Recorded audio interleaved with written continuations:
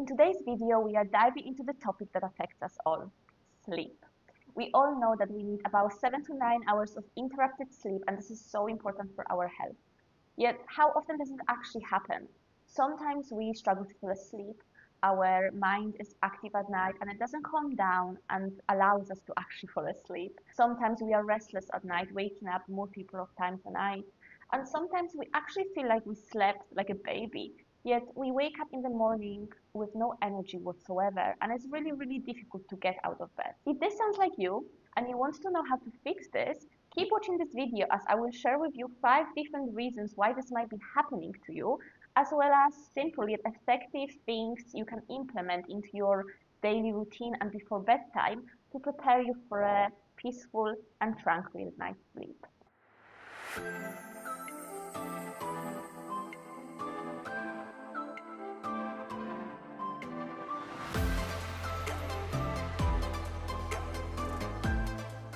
My name is Sylvia, and I'm a yoga therapist, wellness and mindset coach, and a designer combining various techniques and tools to help you live better, more fulfilling, and successful life.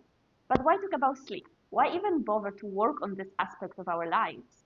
Well, if you don't get good enough sleep during the night, your daily life will be affected. We tend to be less motivated to move, to eat well, and to stay positive throughout the day. Lack of rest affects our ability to stay kind to ourselves and to others. Our stress levels are higher and our ability to cope with stressors much lower. Basically, when we are tired, our whole life is getting affected. And no wonder. Sleeping is actually second thing after breathing we can't live without. It's so important for our survival. But let me explain. Under extreme circumstances, we can go around 1 month without food, half of this time without water, but only few days without sleep until our body goes into shutdown. So, what can we do about it? Let's begin with 5 stressors that affect our sleep. 1. Artificial light and electronics. Our body lives in the circadian rhythm, which means we go into different behaviors mentally, physically, and physiologically throughout 24-hour clock. And the biggest thing that affects our circadian rhythm is actually darkness and light. If we are using our mobile devices until the moment we literally close our eyes and go to sleep, whether it's watching TV or computer or our phone, our body and our mind is actually thinking it's daylight. So it takes time for our body to calm down and actually realize it's night. Second is food and sugary sweet.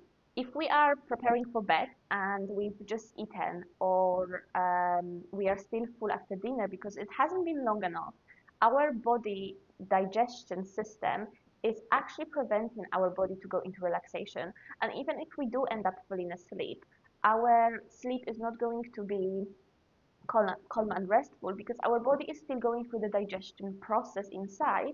Number 3, intake of alcohol, caffeine, and nicotine is actually resulting in more restless sleep. Our body doesn't go into deep sleep and we are more restless, waking up a few times a night. Especially caffeine is very known for half-life of caffeine, which basically means from the moment you drink your cup of coffee in the morning or in the afternoon, it takes 3 to 7 hours for half of that caffeine that you've just intaken to actually wear off by your body, which means it takes 6 to 14 hours for the caffeine dosage to actually completely go away from your body. Number 4 is stress. Our creative brain tends to go into cycle of process just before we go to bed. This is when you start analyzing your day, maybe some stressful situations at work or maybe financial situation that might actually be coming into your mind right now, and you start wonder, what should I do?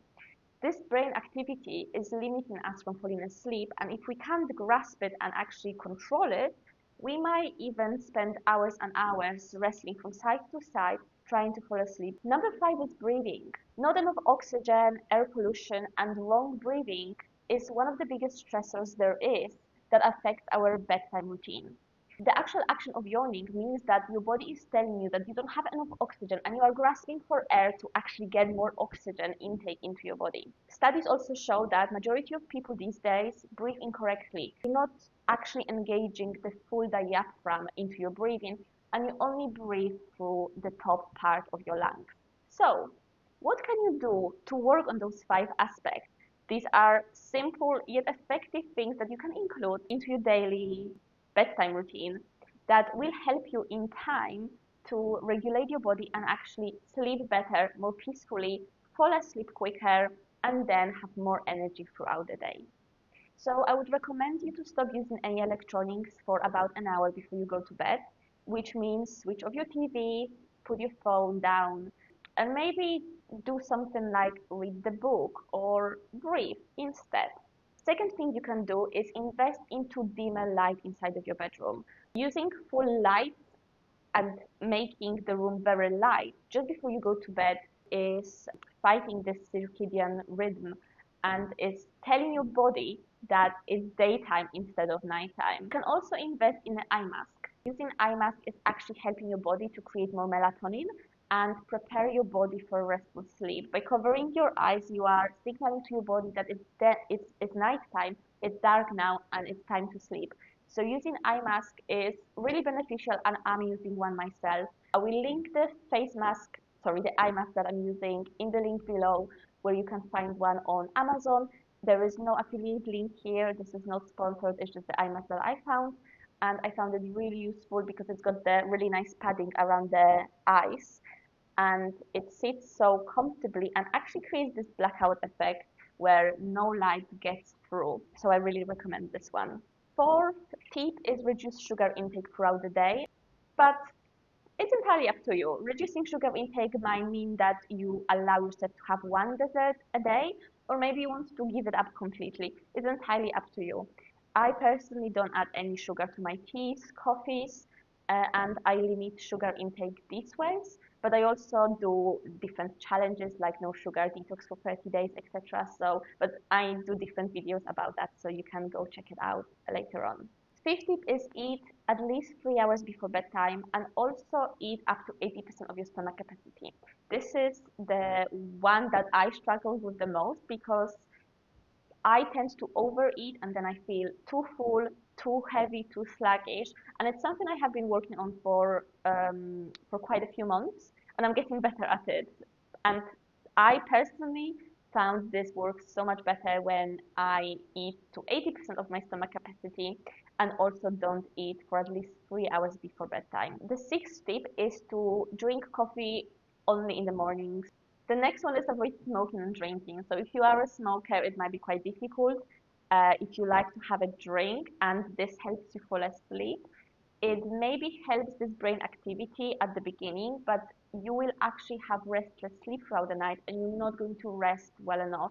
So try not to drink. I know there are some recommendations about having a glass of wine or a beer before bedtime, but actually it's a no-no. It's not helping you sleep. It's not helping you to rest. And there are different things you can implement to help this brain activity, which I will just discuss in the next point. So like mentioned before, stress can be one of the stressors as well. Your brain activity might be quite high. You might be overthinking things. So what you can do to eliminate this stress from your life is actually create more physical activity during the day. So I'm a yoga teacher. I recommend yoga, and there is various of different yoga styles. However, running can work well for you, lifting weights, maybe going for a walk in nature. Any physical activity will help you with reducing stress activity. Next tip is bring up more mindfulness, meditation, healthy boundaries, and also prioritize your self-care. All of this goes under one tip because I think meditation and mindfulness is actually a very good self-care tip.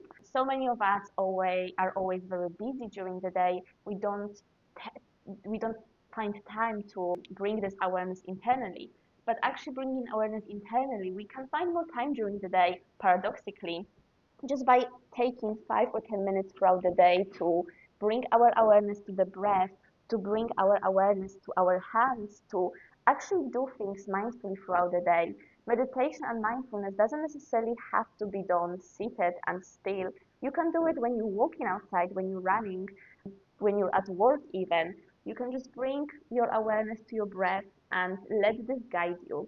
I share different practices on my other YouTube channel that you can find, which is called La Viva Yoga, where you can join me for meditations, yoga, and different practices to help you stay focused, to help you stay mindful and calm throughout the day. 10th tip is to breathe through your nose during the day. There is a lot of science behind breathing through the nose. One of the things is that the air that you actually inhale is clean because it's cleared through our nasal cavities.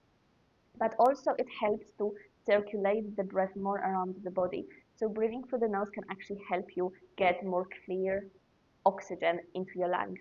Also practice breathing techniques before sleep.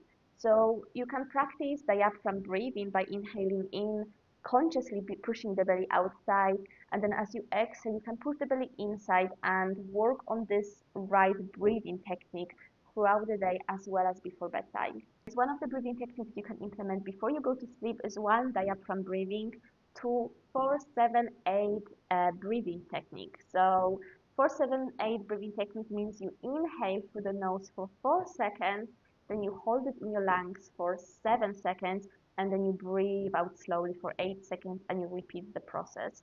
You can also go check out my breathing guide, which is teaching you 7 different breathing techniques that when you do them, they are done to create a various effect. So each breathing is for different things.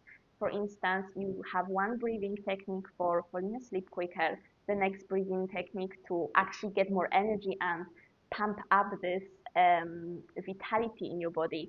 Then there are other ones to calm your stress, etc., etc. So there are 7 different breathing techniques that you can learn, you can practice with this breathing guide, breathing toolkit to create certain effect in your life.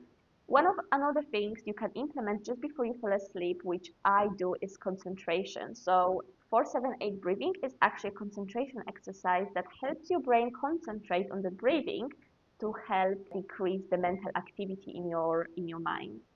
But what else you can do also is direct your concentration around your body. Notice how your body is laying down on the bed, and gently relax each body part, scanning your body maybe from the left side to right side, or sometimes you can start maybe with your facial muscles and then relax each body part to then relax and fall asleep. You can also start going through your entire day in like a storyline and concentrate on your day, letting go of everything that happened. So the tip here is to not make anything emotional. So don't start thinking about, oh, this happened and this is how it affected me, and think of it emotionally. Emotions aside, we are just thinking of it as it happened, as it was a film. So we woke up in the morning, we went to the bathroom, brushed the teeth, had a shower, dressed up, went to work, da da da da da. So it's a storyline that helps you get rid of everything that happened throughout the day.